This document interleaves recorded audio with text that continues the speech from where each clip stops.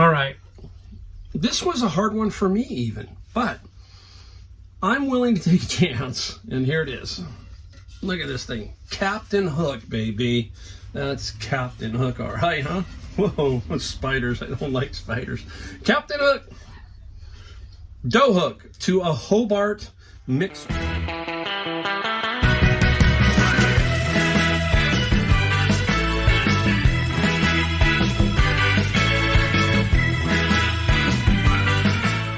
Welcome, Mike, the Golden State Picker. Got my Filipino Mickey Mouse shirt on. My wife and son got back from the Philippines.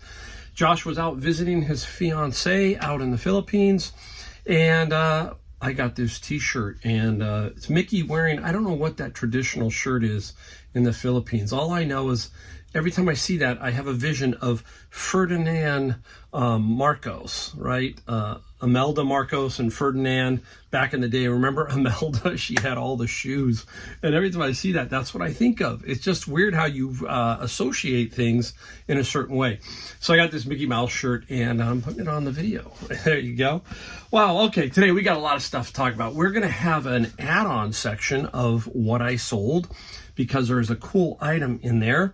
We're going to talk about that when it comes up. We'll cut that in so you can kind of see a few extra items that I sold that you normally wouldn't have seen.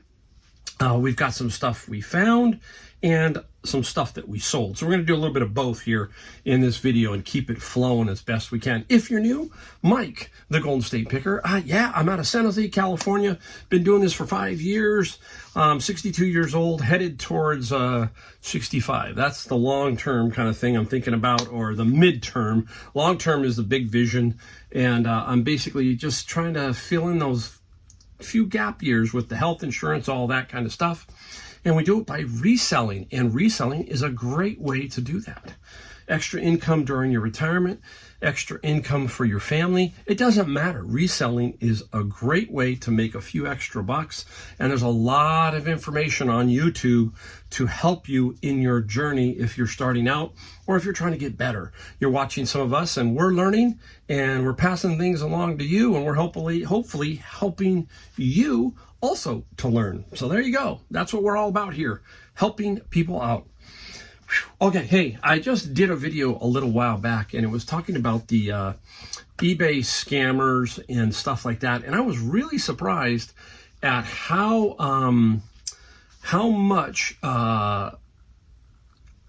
many comments basically I got. Sorry about that. Drew a blank. How many comments I got about that. Boy, eBay scammers, they've been out forever. They're in everything in our life, right? Scammers are everywhere, on the telephone, the mail. Somebody's always trying to part you from your money, basically, is what I'm saying. And this particular eBay scammer said it didn't work. And by the time we were done, all he wanted was a $20 refund. It didn't make sense. I'll try to link to that video down below if you want to get the gist of it. It was an electronics item. And boy, I was really surprised. So a lot of people said, hey, Mike, don't give him his money. Take the item back. Every situation is different, in my opinion. And 95% of the time, that's what I do. You got to send it back to me. This particular item was a pretty heavy item, and it was all the way to Florida, and it was going to have to come back to me. And I had to make a judgment. I had to say, okay, it's $20. It's going to cost me at least $20 to ship it back. And people go, oh, you're just feeding the scammers. We're not going to change anything with scammers. They're always going to be there, okay? That's the bottom line. They're going to always be on eBay. They're always going to be on Amazon. And you hear it over and over. It's just part of doing business. I hate that phrase just as much as you do. But hey, sometimes it is. You got to just take the money. And it's like, I had to make a business decision. And that's what I did. I respect everybody who says, Mike, just take it back. And believe me, I do almost all the time. This was just that one of those situations where I felt, hey, it's better to do it this way. Sometimes you got to cut your losses mentally, physically, all of that. You can't spend time over here. So cut it and let's go to the next thing. That's a big key in being in business. And the stuff here has to get behind you, and you got to be driving the car forward. You can't be constantly looking in that rearview mirror thinking this and that. You got to be focused straight ahead. And that's what I chose to do. So that's how I handled it. And if you handle it differently, that's great too. I agree with you there. Trust me, I really do understand what you're talking about. Don't feed the scammers. I try, okay? So keep that in mind. Now, before we get into what we found, I was going to talk about, another thing us resellers sometimes suffer from, and a lot of people do, especially if you're working and doing reselling. So you've got a full-time job and you're doing reselling, is you can get burned out. You get burned out at your job. And what do you do when you get burned out at your job? Hey, I need a vacation. I need some time away. You have to decompress. You have to get your mind straight. That's probably the biggest thing, is after a while, when I push hard. If you could be here and see how I work, you ask my wife, I push hard, okay? But that's me. I'm kind of built that way. So what I'm trying to say is I am finding that about every 2 months now, because I have the capability of doing this, is I need to get away. And my getaway is my home now in North Carolina because my grandkids are there. And I'm finding that about every 2 months, that's what I need. I'm pushing so hard. I'm older. And as you get older, it does wear on you a bit more. So you have to keep that in mind.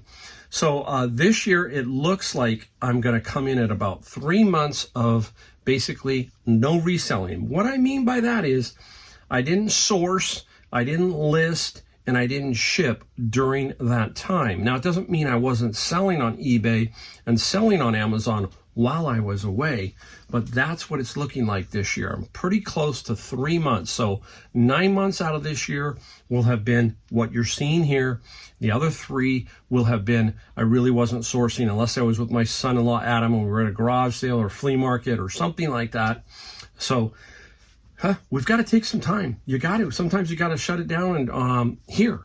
Not so much as the selling side, but you got to say, hey, my mind needs to be clearer. And I find that that's what I'm looking at. I'm about 4 or 5 days away from going to North Carolina right now, and I'm really looking forward to it. So there you go. All right, now let's get into the portion of what we found, just to talk a little bit about what we found. And not a whole lot now. I've been very picky. You hear me talk about that. I'm trying not to buy just to buy. That is a trap we all can get in, and we need to really focus on, can we sell it? That kind of thing. Does it have sell-through? Now, yes, you are going to have things that sit around, but as long as you're doing the best you can and focusing and not just buying it to buy, you know what I'm talking about, you'll be okay. So that's why you don't see me come back with a ton of stuff from garage sales sometimes. It's just not there. For me, that's just the way I work. Now, we'll talk about an item I got at Savers. And this was sitting on the shelf. This is a Satec P750 digital gamepad for the PC. And what is so interesting, it's brand spanking new. And it was, I believe, $6.99.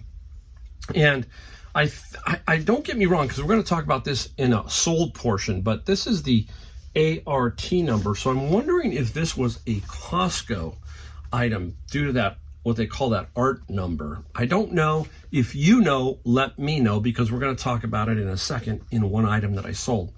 So these controllers can go for some good money. I think I should get between $40 and $50 for this because it is brand spanking new.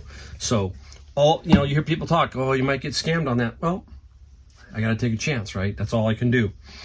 Out of my bin of books, if you've heard me talk about the bin of books, we'll talk about it in the sold portion in a minute, I found this, a Picket slide rule.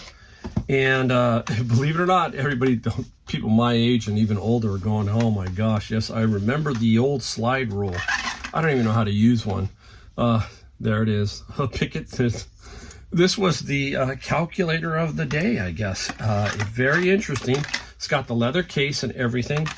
Not a lot of money, but because I have the bin, right, and the bins now are $90. They're not $100. I'm paying $90, $10 less. This picket slide rule should get me $25 to $30 on that particular item. I'll try and put these over here so I don't get them mixed up.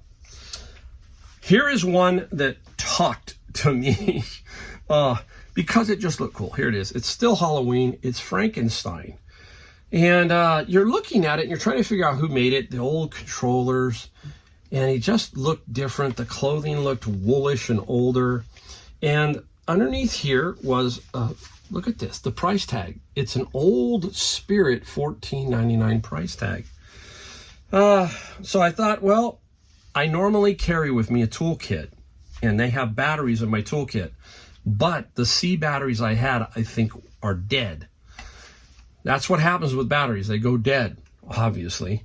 And the battery compartment here is clean, but I couldn't get it to work or no because of the batteries. So I still bought it. I paid $7.99 minus 20%, so about $7.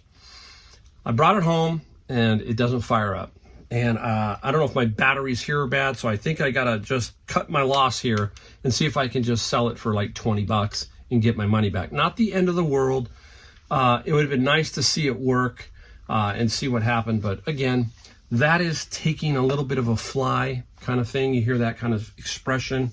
That's what I did there.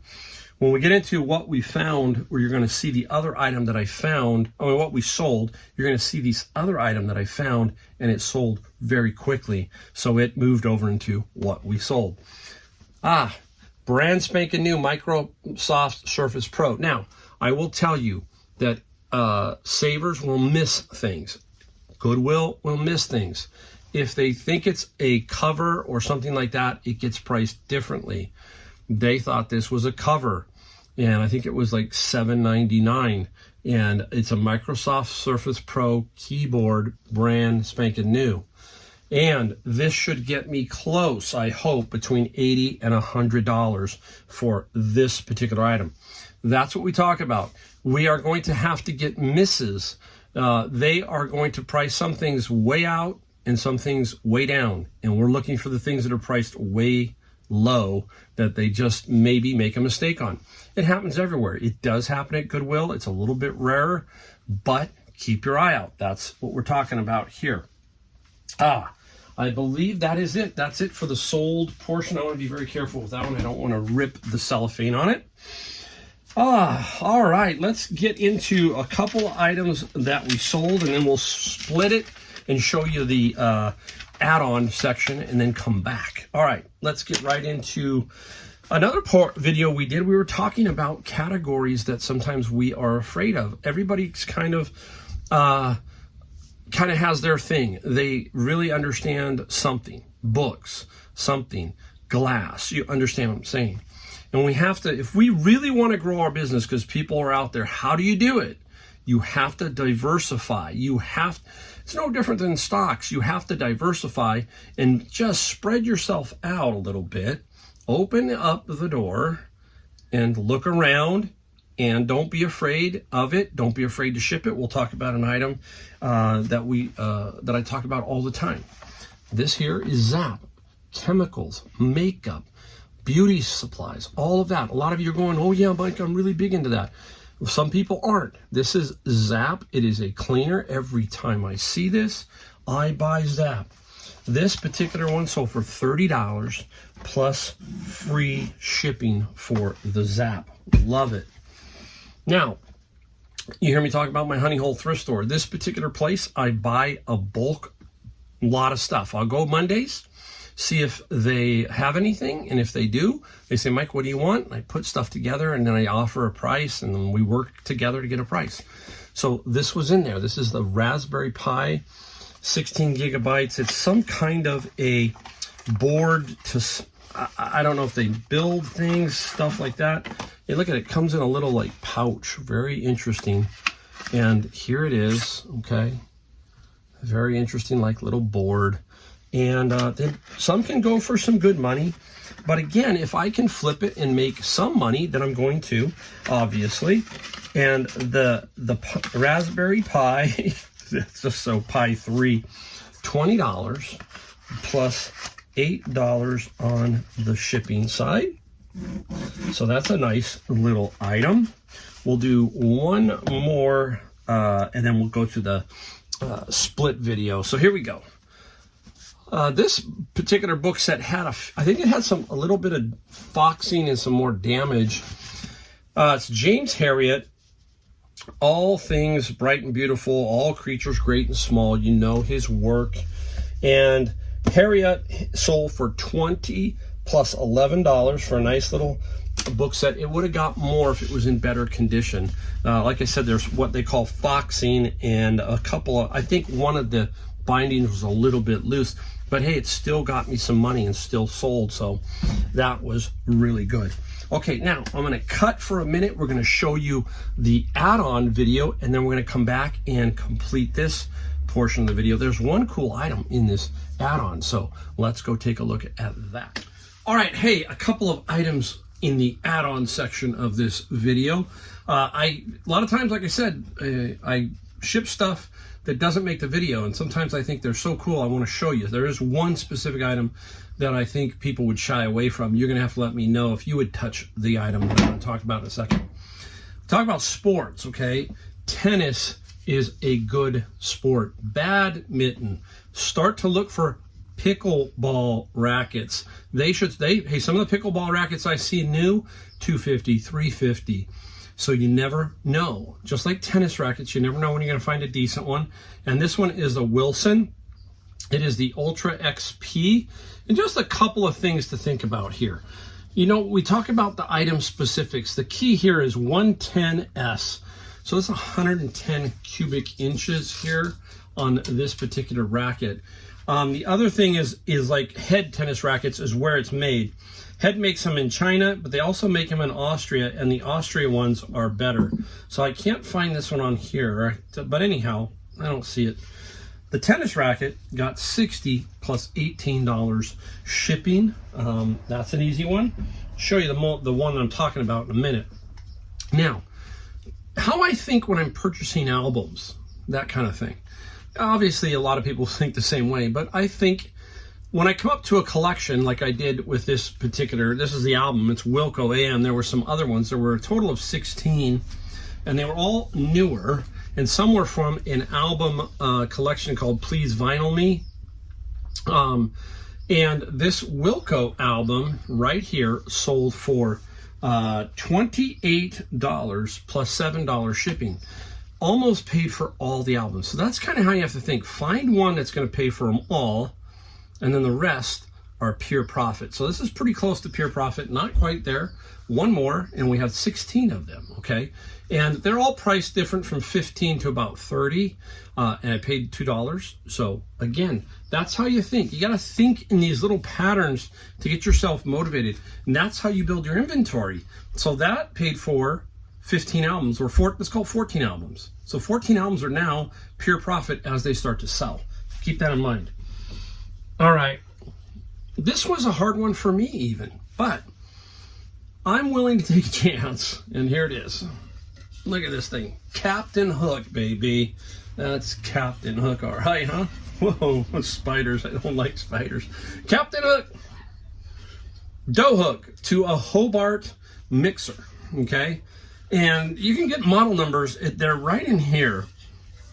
Inside this little ring right here is the model number of this one. It took a little while to sell. I knew it probably would. But I got 2 hooks, 2 paddles for, I think, $75. I got them down to $75 for everything because they were going to have a hard time selling these. And the dough hook went for $170 plus $60 shipping. It looks daunting, but it fits just in a box, and you just put a bunch of packaging around it, tighten that thing up, and you should be all right. It's metal. Now, yeah, it could break. I mean, they'd have to drop it pretty hard to break it, but should be pretty safe. That's how I think. I'm thinking, okay, I can get that in a box. Don't be afraid. I put $60 for shipping. I'm not positive where it's going, but that's how you work it. So there's 3 items that you wouldn't have seen because I would have just packaged them as I'm going along. I sometimes do like 2 a week, and there's a lot you don't see in between. So shove this one in a little bit just to show you, and there you go. So let's get back to more of the video. All right, we're back. Hey, that was nice. That dough hook was pretty crazy, huh? You know what? When I shipped that, I had the right stuff. There was some of that spray foam stuff that somebody I gather basically shipping supplies, and they had that foam stuff, and the way that fit that thing was perfect. It's amazing how that works. And then pack a bunch of stuff around it, and the box was super tight. And that's the key with big items like that. You don't want them to be loose, so you really got to compact stuff. Like I took boxes and folded boxes and jammed them in there too, killing all that dead space and forcing that thing into the middle and tightening it up. So that's another item. That's what we're talking about. Don't be afraid of things. You have to be creative in your mind. That's what you have to be. And that's what I'm talking about, creativity in the shipping. It's just, how do I ship it? That's the fun part to me is, okay, I got to ship this. It's like that turntable that I've had from Gerard with that I don't know how to ship it yet in my head. I know how to ship turntables, but I'm still thinking about it. I'm always thinking about it, looking for that perfect box for it and so forth. That's the same thing with that dough hook, and that's how it's done. Stay tuned. I got the big item at the end of this video. Very cool. So stay tuned for that one item. All right, let's go into a category again. We talk about this. I wish everybody would start selling this. Golf clubs. Some people are going, don't tell them about our hidden category, Mike. Golf clubs are amazing. Just like in the other section of the video, I talked about tennis rackets. Sporting good stuff is really good. Keep an eye out for that pickleball stuff. I think pickleball is going to be coming around pretty soon too. Ping putter. Ping Pal 2. Excellent condition. I got this out of Savers. A bunch of clubs were like $4.49. And everybody sees Ping and go, oh, it's going to be worth some money. No, Ping sometimes on these older putters, yes, on a specific brand of a specific type of Ping putter. The type of Ping putter you're looking for, anytime you see the word BE or the symbol BECU, beryllium copper, especially their irons or their putter, it'll say BECU on it, then you've probably got some value there. Okay, the putters can go for some good money. Here, a lot of people want the original Ping grip. You can see this one. Look at this. It's all cracked and beat up. And as long as you say original Ping grip and it's beat up, show the photo, you'll be fine. Trust me. Got $25 plus $14. I have sold golf clubs from this price to $400. So there's a big range, and we need those tubes, right? We need those square tubes. We need to hoard them. We need to find them. If not, you need to buy them, and you need to get into this category. It is a very good category. Just remember, not all of them are worth a lot of money, so be very careful, be very picky. That's what I'm telling you. Be very picky. All right, Halloween. I can't remember where I got this. I paid $1, I think. Boy, I don't remember. No, I got this at Savers. Yes, I did. I paid $2.99 at Savers. And, oh, this is the ugliest coffee mug I've ever seen. It's Nightmare on Elm Street Freddy. And these are those, like, 3D mugs. A lot of these 3D mugs can do pretty good. I know the Taz one does good. If you know another 3D mug, put a comment down below. I want to know, because I'm always looking for those. And this was there. And I thought, you know what? It's cool. We'll see. And it didn't get a lot of money. I got $13 plus $9 on the shipping side. Still made money. And let me know about these 3D mugs if you have a couple you found, or what I should be looking out for when it comes to those. See, that's what I mean. I broadened my horizon. I'm not into glass, but there it was. That was looking at me and it said, it looked cool. Let's see what happens. All right. All right, let's get into 2 books. DBT skills training handouts and worksheets. I know this one it's blocked on Amazon. Doesn't matter. I would have probably put it up on eBay anyhow. It's clean, no writing or anything like that, and it only sells for a certain price, and that price is $27 plus free shipping. People ask me, Mike, what is your decision on, or how do you make your decision on free versus adding on shipping? If there's a lot of items that are selling for free, so you say this item here, there's a lot that sell for about $27 with free shipping, I will go that way. It's a psychological play. Free that's just the way people think. Oh, it must be free shipping. No, it's really not free shipping. The shipping has to be paid somewhere. It's just the word free. That's probably the biggest key to that. So that was $27. All right, here we go. Got a couple more items before we get to the big one. First editions. This is Astrology, the Divine Science, and by Moore and Douglas. This is a first edition in decent shape, and you can see I use that cellophane wrap to get my book nice and tight. First edition books can sell for good money. This one sold for $80 plus $10 on the shipping side. So very nice there. I love first edition. I'm always trying to find first editions. Well, and when we're looking for books, we're just looking. Does it look cool? Is the title cool? That kind of thing. That's how we're narrowing it down. Believe me, I'm looking. If I get 3 bins, I could be looking that day at 3,000 to 3,500 books, maybe more. So I have to, over time, my eyes are looking and they're saying, that looks different. That feels different. All of that. It's no different than looking at a piece of glass or looking at a piece of electronics. You go, that looks good. Or a piece of clothing. When you touch a piece of clothing, that feels different.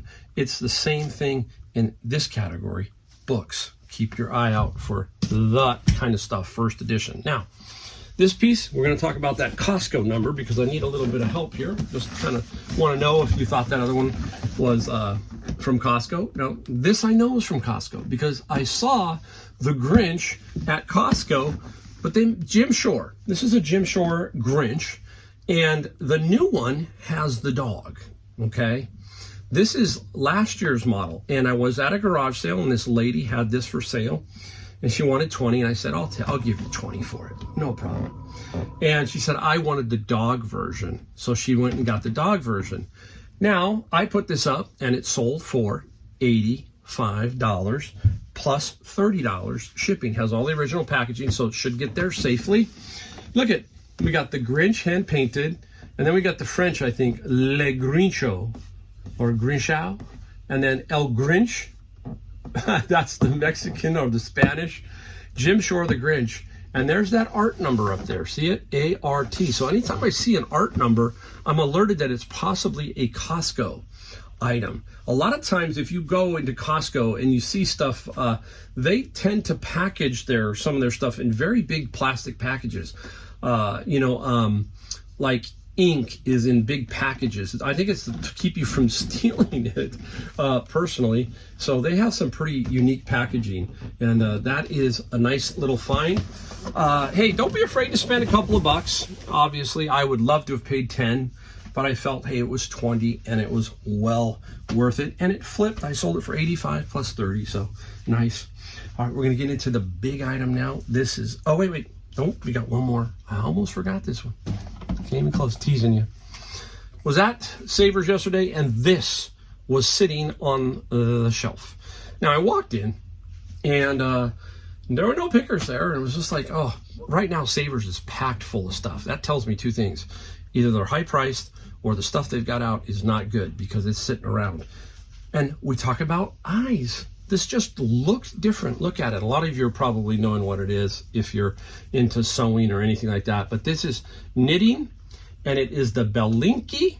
It's a linker for knitting issue. I have the rod that holds the yarn. I do not have, there's a travel carriage with a bunch of pins. I do not have that. So I was at a little bit of a disadvantage, but that doesn't mean you don't take something, especially when it's $10.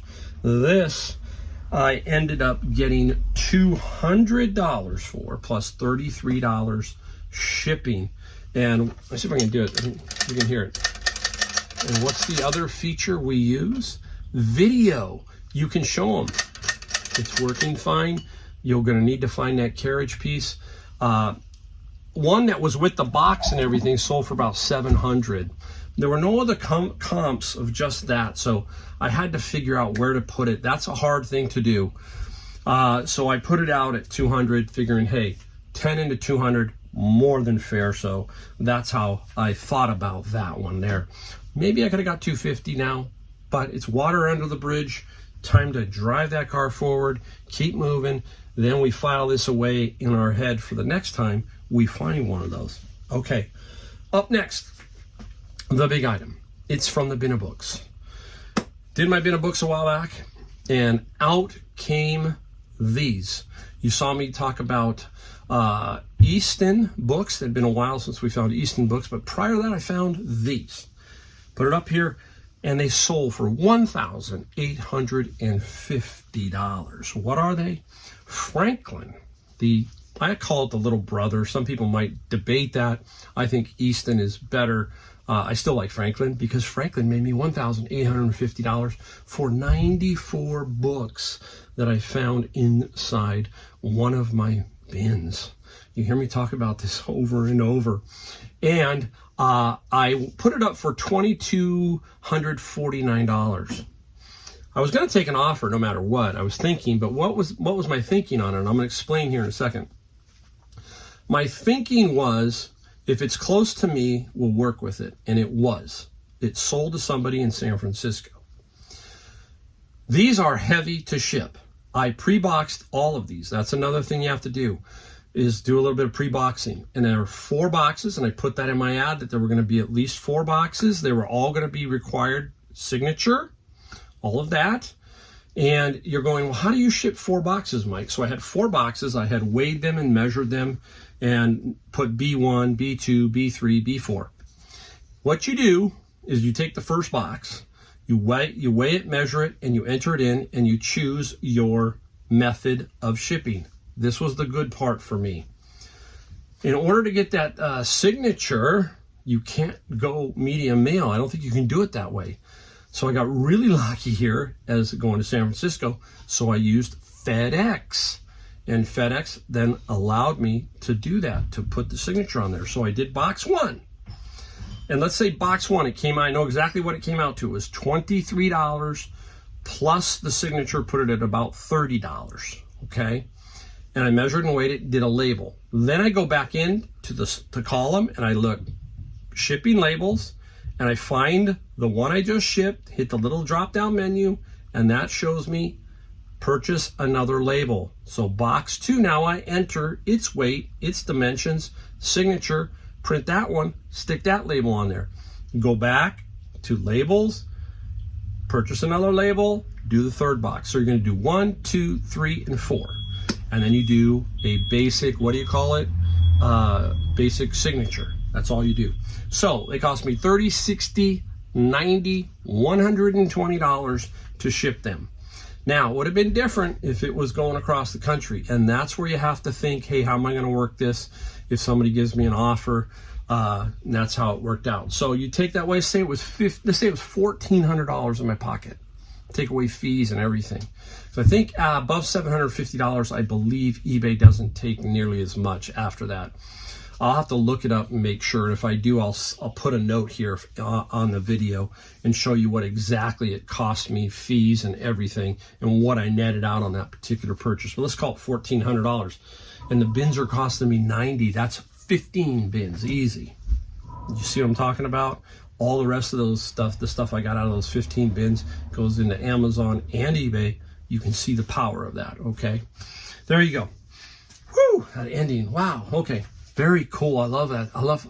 Boy, I am addicted to books now. Books are very cool. And there's a lot of cool books out there. Somebody told me about an Easton Bible, and I haven't found that one yet. So I am on the lookout for an Easton Bible. I will keep that one for myself once I find that. So that's a cool one. All right, there's the end of the video. We asked just one thing around here. We ask that you hit the like button, subscribe, and the bell. We put out about 2 videos a week. We try to talk reselling. We try to help you. We try to give you a ton of information, because if this 62-year-old guy can do it and in 5 years make it into a completely full-time business and having a whole bunch of fun, then you too can. And I know you can, so keep sticking with it. Keep fighting, keep digging, keep grinding, and you'll do just fine. All right? Thanks for watching my videos, and I'll see you in my next video.